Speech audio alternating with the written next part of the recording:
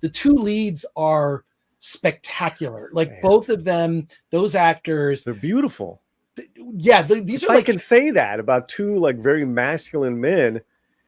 You know, in look, in energy, in character, and then they're elevated from being because they were real people, and now they're fucking super Indians, man.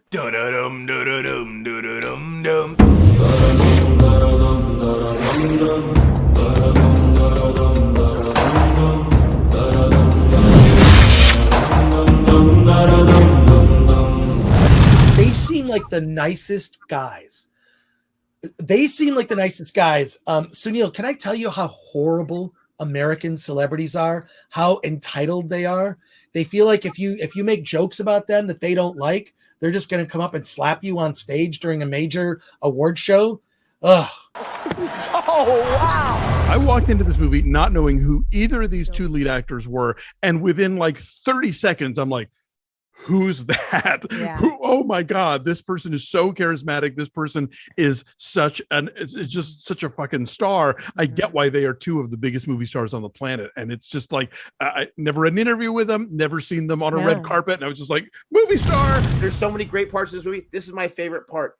Their chemistry, their relationship, how these two if you would have told me they've been best friends since childhood, I would totally believe you, because they had that kind of chemistry, and I loved their friendship. I loved how innocent Beam was when he was trying to talk to this girl, and we know why he wants to talk to the girl, but I believe he actually does like her at the same time. He wants to talk to Jimmy, and Ron's like, I got you. I can speak English. Let me help you out a little bit. He's trying to hook him up. He puts the nails. I loved their friendship. I love their relationship. I do like when we get an illustration of a platonic friendship that is given the same weight as any romantic relationship would have. But sometimes it's not inherently romantic. Yeah. Sometimes like maybe you've got like this beautiful woman you want to marry, and you've got this man who was your platonic soulmate, and you just ride motorcycles and do squats together.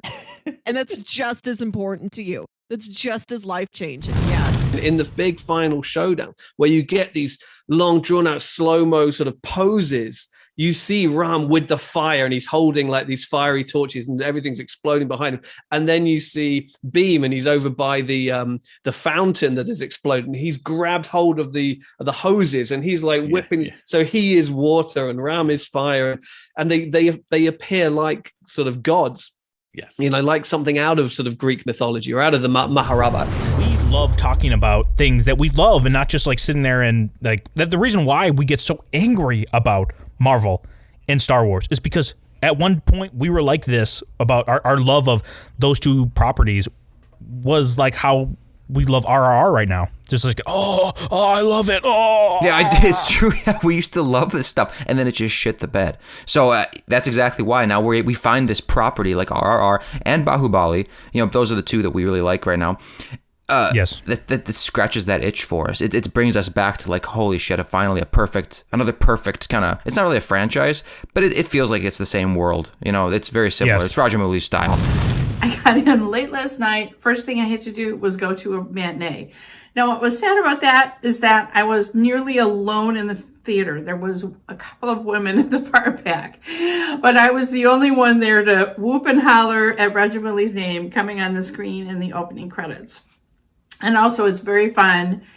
Stay for the entire end song during the end credits, because Rajamouli makes an appearance again himself, dancing along and posing to the end credit song, which was super fun. 2 weekends ago, I'm down hanging out with my girlfriend's sister and her fiance, and we are trying to figure out what we're gonna watch on Netflix. Of course, the fiance, thinking he's being just hilarious, as we're discussing what to put on, he clicks a 3-hour Indian movie, and we're like, haha, of course. That's funny, Mike.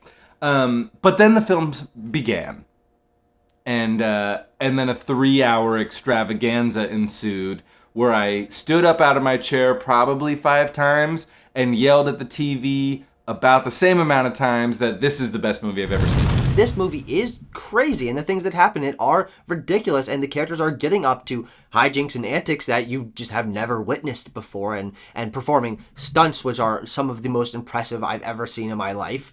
But it still manages to strike a very self-serious tone. Like, the characters, this is the world to them. This is the most important thing that's ever happened. And there's not really many opportunities for them to step outside of that and like make a quick joke or something like that, which we're used to in American action comedy, because action and comedy are so intertwined here in America. The sarcasm that it underlines in a lot of modern American films, especially. I can heap praise on this forever, and the reason I'm so passionate about it is I feel like a lot of times we, as a group of people on YouTube talking about pop culture movies and whatnot, tend to go down kind of a black pill dark rabbit hole of like, all of the franchises suck these days.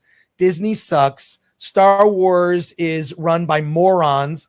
Star Wars insults its audience constantly. Like this is horrible. And in lieu of making our own stuff, the thing to do now is to support things that are better than what Hollywood's doing. And this is the best Hollywood movie I've seen. It wasn't made in Hollywood or by Hollywood, and Hollywood couldn't make a movie like this.